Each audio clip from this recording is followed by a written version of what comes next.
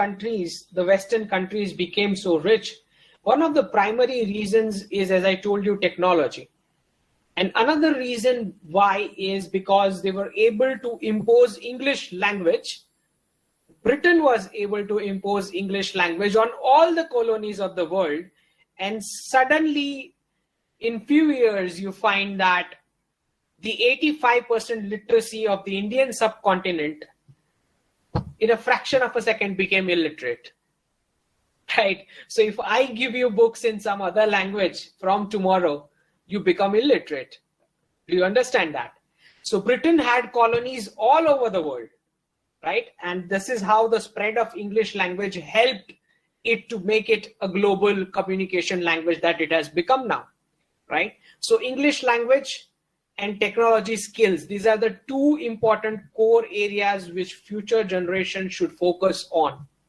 Right? If you need to go out in the world and earn money, get consultancy and that kind of services, serve the global markets, then these are the two bare minimum that you need to be expert on. That is English language and IT skills, the technology skills. That is where how you will be able to land on foreign clients and all. Now, second benefit which the West had is that they were able to impose the classroom system model all over the world.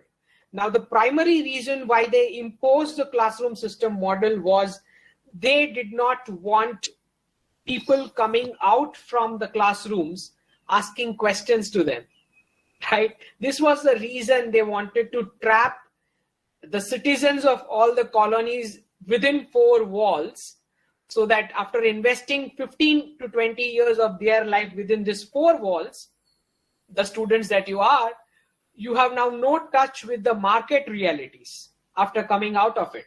And once you are not in touch with the market realities, you certainly cannot do any kind of entrepreneurship, right? Because entrepreneurship requires a break-even point. An enterprising society, which is a perpetually a rich country, rich economic model, compared to a job-based model, right? That enterprising society requires a break-even point. Break-even point means where, say, suppose you are trying a business idea today, you will take 3 to 5 years to reach a point where there is no profit, no loss. From that point in time, you start generating money, right? So the British classroom system model was imposed on all colonies, particularly so that they do not ask for independence, they do not question the state, and they are able to generate jobbers who will sit on desk and depend on salary income, right? So these were the kind of negative use of the classroom system model compared to the ancient Gurukulas method which we had of education system. It's noted that about 6 lakh plus Gurukul system was our education system, and we had more than 300 plus languages and dialects on which the education used to happen before English language was imposed on us, right? So you need to understand that what kind of structure that we are set into, that we are able to look at ourselves from 18th century European model, and we have completely lost touch of what ancient India we were. You will never come across any reference in any history books where they will talk about Indian farmer women, which were the richest tycoons, business tycoons on this planet. The only narrative that you will listen is job is empowerment. These are the kind of narratives which are run. So after independence, what happened was, now that the countries realized that this particular country was able to give 27% plus to the world GDP with the agricultural family-led entrepreneurship model which it had, they devised a strategy.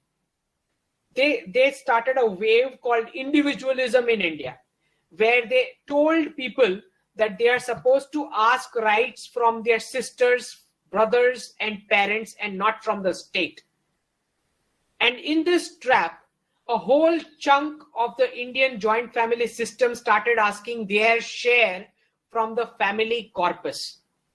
As soon as they started asking their share from the family corpus, the agriculture sector got destroyed. The profitability of the agriculture sector got destroyed, and the entrepreneurship model with which the family-based entrepreneurship model with which this country was so rich got destroyed. All these people came to urban cities after taking their share from the joint stock family corpus and had no option but to do jobs, right? And then this narrative was started that job is empowerment, right? This is how the Western extreme capitalist model functions, where they turn rich enterprising societies into job doing dependent, low money making societies, where the next generation has no option but to do a job because there is no family corpus support with them to do or try any kind of entrepreneurship, right? So this is exactly how it functioned. And then came 1991, when we were facing huge foreign exchange crisis, and then we required money, and that was the exact time that the Soviet Union had collapsed. So this was the exact opening the capitalist nations were looking for, and they imposed all kind of capitalist companies which entered the Indian market and started selling things, right? At a point in time when a civilization is totally blank about its origin because of the brainwash or the fabricated syllabus that we have in schools, many times what happens is you lose touch of the pride of your identity or of your native place. This is exactly the spot the companies exploit to sell products to you. This is where you require to hang brands on your body because you are not confident about your own identity. You don't have pride about your own dharmic base that you have, right? So this is what the narrative is set. And this comes from this one life concept, which, the Western people lead their lives like, where a cat or a dog is a family according to them, right? This is how hyper-consumerism and toxic individualism starts in the West. And that is what is being imposed over here.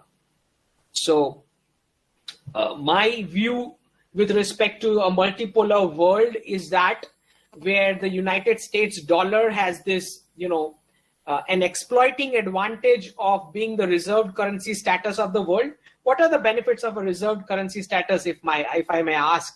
If India wants to trade with Pakistan, it has to first earn US dollars and then trade with Pakistan. If India wants to trade with China, it has to first earn United States dollar and then trade with China.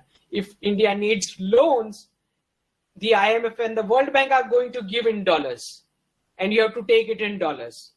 So United States as a country has multiple benefits of United States dollar being the reserved currency status in the world.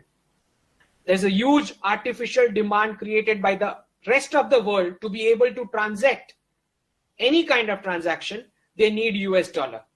So United States does not need to focus on any kind of exports because they can just print it out of thin air, right? Whenever there is a demand. Whereas rest of the world has to toil hard, produce goods and sell them to earn US dollar first to do any kind of transactions. So if I'm supposed to give an example, so say 5 friends went to a hotel and one is a US guy. The US guy says, let us do all transaction among us in US dollar.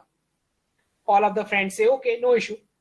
Then the US guy says, hotel ka jo bill aata hai, that also will pay in US dollar. All the friends says, yes, okay, chalo ye bhi maan lete hain. And then there are 2 poor friends who say कि bill तो बहुत ज़्यादा आ गया, मुझे थोड़ा loan लेना पड़ेगा. US guy says that also you will have to take in US dollar, right? Now there were 2 of them who thought ये तो बहुत नाइंसाफी चल रही है, सब कुछ US डॉलर में करना पड़ रहा है, तो हमको तो रात भर काम करके अर्न करना पड़ रहा है और फिर US डॉलर में हम कुछ कर पा रहे हैं. So they said no, we are not going to do US dollar thing. So these 2 countries were then destroyed. These were Iraq and Libya, Saddam Hussein and Gaddafi. So these were the 2 countries which were destroyed, who said that we are not going to do in US dollar, right? So these are the advantages where we want to move towards a multipolar world. And that is the reason why this government is keen on not doing multilateral trade pacts, but to go with individual nations and do bilateral trade pacts with each of them.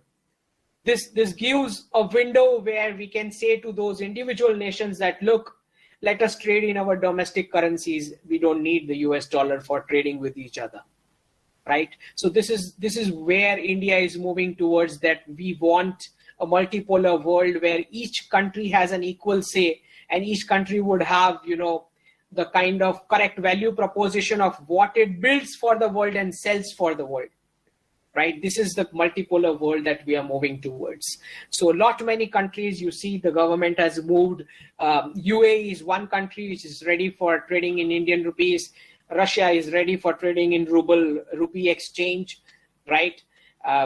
France, UAE, then Myanmar is ready to trade in Indian rupees in the domestic currencies. So these are the countries who are now waking up to this fact that our currencies are not valued at correct number, and also that we are not getting correct pricing of what we sell to the world because of US dollar, right? Between two cats a monkey has come and they are taking a huge chunk out of it. So this has been true for the whole 50-70 years that last we have seen since the Bretton Woods Agreement during the Second World War, that this was imposed on the world. And let me tell you when this switch happened. So Bretton Woods Agreement happened during the Second World War, where United States currency dollar was decided as the reserve currency status, but the switch happened in 1971. In May 1971, there was a poll done by Gallup, which declared Indira Gandhi, the Prime Minister of India, as the most admired person in the world. So angry with this, the President of United States decided 15th August 1971 to unhook and delink gold from the US dollar, right? He so much hated India, Indians, and the Indian Prime Minister that he decided this particular date to unhook dollar from the gold index, which is when this exploitative advantage of the US dollar started come into existence.